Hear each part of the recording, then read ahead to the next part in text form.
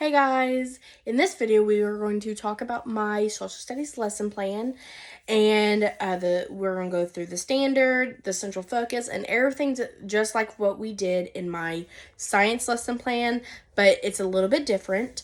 There's a positive and negative point that we have technically in social studies, and there might be some things in this lesson plan that I have changed just to fit what my students are normally used to. So, the negative viewpoint of social studies. Well, social studies is not as, okay, I don't want to say it's not as important because it is. However, with my district that I am in, TCAP, there's no social studies TCAP. And that is the end of the year test that everybody has to do, unless you are when you get into older grades, then it's called something else. But there's not a social studies TCAP. There hasn't been one for years. When I was younger and I was in the same district as where I'm student teaching at, there was a social studies TCAP. So I was not aware of, the benefits and why there should. There is a science one.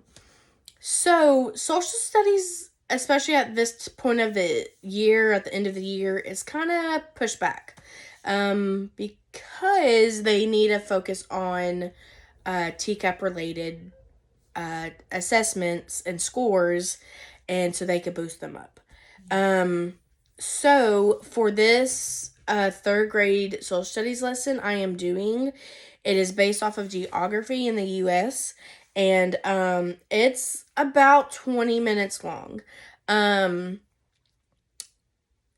We are doing direct instruction, but there's no gradual release in this lesson plan, only because we are not using a text and we're not modeling that text, reading it first. How would we cite evidence and main idea and all of that?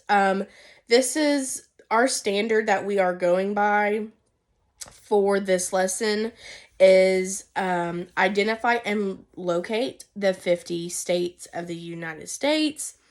This is day 2.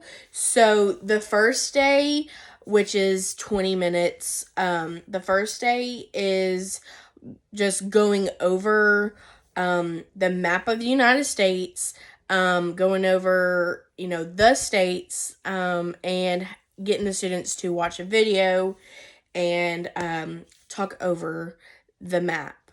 Because on day 2, which is what this lesson is based off of, the students are going to have a map of the United States, and they're going to label each state with their name and capital.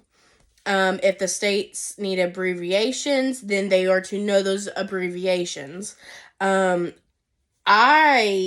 think this is a really cool way that the students can work with their partners, because since this is a day 2 activity, so I did want to put that in the beginning of the lesson, that the students are going to kind of go over what was happening in day 1, and yeah. So let me go ahead and break down my lesson plans. I kind of already went over the not majority of it, but I went over a good bit of it. So let me go back. All right, so my central focus is, of course, I've already stated that it's day 2, and we're identifying and locating the 50 states of the United States. Students are to use the map of the United States to color and label the states and their capitals. Then that is just one worksheet. There's another worksheet that I'm going to give them, and the students are to complete it's called a fast facts and quiz. So the students are going to be paired and assigned partners, and they are going to quiz each other on labeling the states, seeing if they, remember capitals. I'm not too worried about the capitals. I just kind of want to, get their gears turning.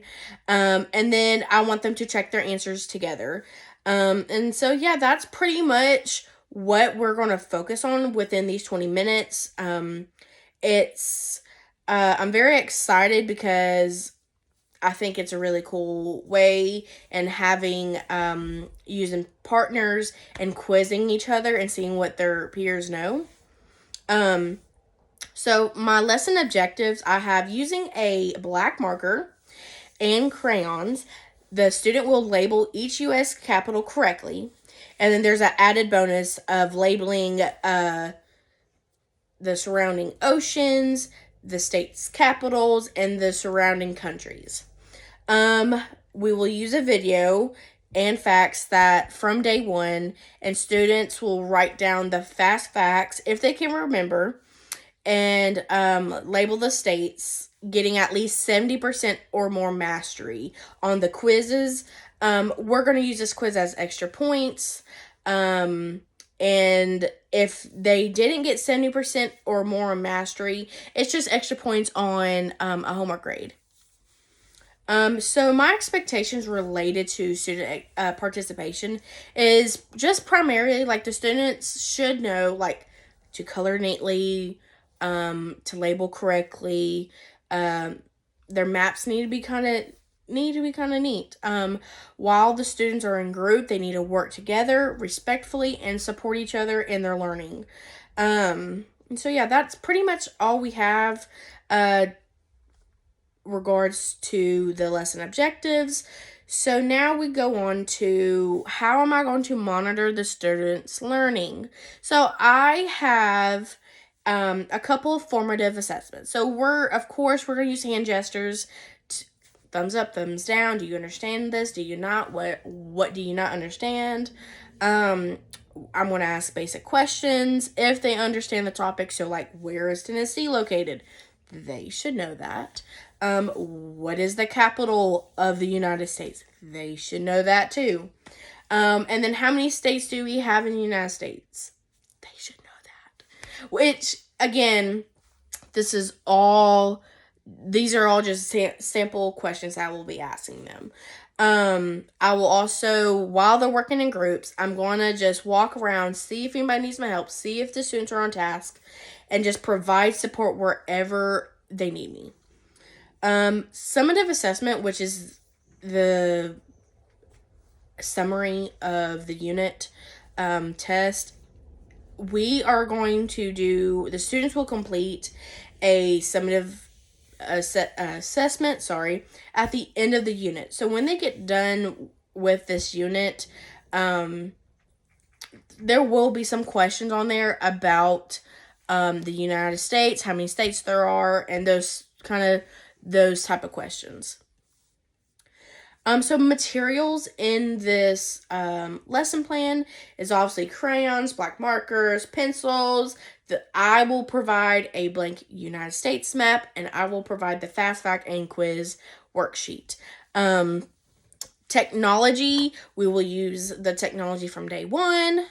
And so, yeah, that is pretty much like the materials and what we're going to be using. Now on to the background and rationale.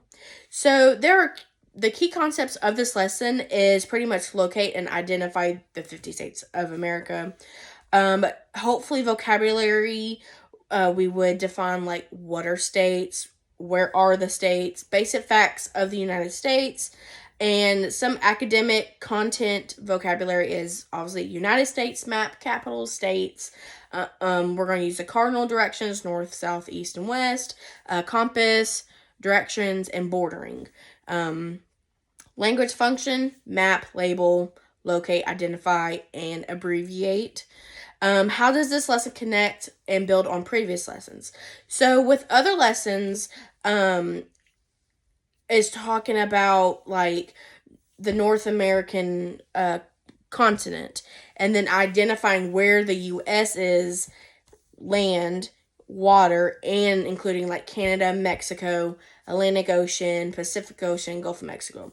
They should have already learned this way before, not way before, but earlier within the year. And so should not be new. This lesson would also build on, like, especially with it being in the United States. This lesson would obviously previously build on learning about cardinal directions and what is a map, scales, legends, grids, and to locate cities and like where they live in. So how would this build on future lessons? So within the future lessons, in higher grade levels, they will talk about the location of wars in the United States, and just the basic history and geography of the United States. So that's why it's important for us to know where states are. What are some basic facts of the United States? And yeah. So here's the meat of my lesson plan, the procedures and timeline.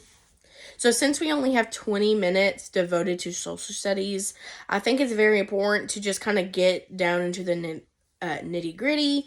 So for the introduction, we are going to have a quick review, like I said earlier, from day one. And we'll watch a short film on the 50 states to give them those fast facts. And we'll talk about it afterwards and maybe hopefully help out some of the students who maybe were absent the first day.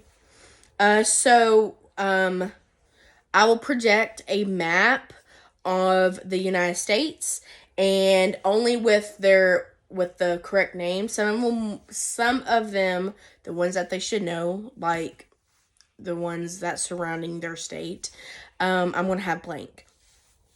But they should be able to label them and color them, and not the same color surrounding. If so, we have Tennessee. Mississippi should not be blue if Tennessee is blue. The surrounding areas should not be the same color. They have to be very creative about this. So I just kind of want to put a pizzazz, because we are going to use this, and as we go further into the standard and talk about more geography things. The students should also, after they color, they should also label not only the states, but the oceans, neighboring countries, obviously all the 50 states, the nation's capital, and they're going to draw a little figure of themselves where they live. So, and then once all of that is completed, they're going to work together in assigned pairs and quiz each other in the assigned groups. So yeah. And as a closure, so this is really for early finishers if they get done pretty fast. So if time allows, the students will write a paragraph on the back of their fast fact sheet, and they will write a paragraph about what states have they visited, and the students are to use like directions. It's east from this place, it's south from this place. They are to state the bordering surrounding states and describe where the state that they have visited is. They also are going to complete 3 or more complete sentences of how different is that state that they chose to than our home state. However, I want some, I know knowingly that there will probably are students that probably may have not traveled outside of their home state. These students are able to, if they have not, write about a state that they wish that they can visit and why do they think it's going to be different from their home state. So just a little differentiation there, just because I know sometimes students haven't actually visited any other states within our country. So I've already said, I think that's it. Our modifications, this is pretty basic In the modifications, however, if I do have a student that has an IEP, of course, we will follow their IEP. If the student needs more time, he or she is allowed to take this home to finish for homework. And yeah, I am very excited, and I hope that my students will be excited doing this project too, or this lesson.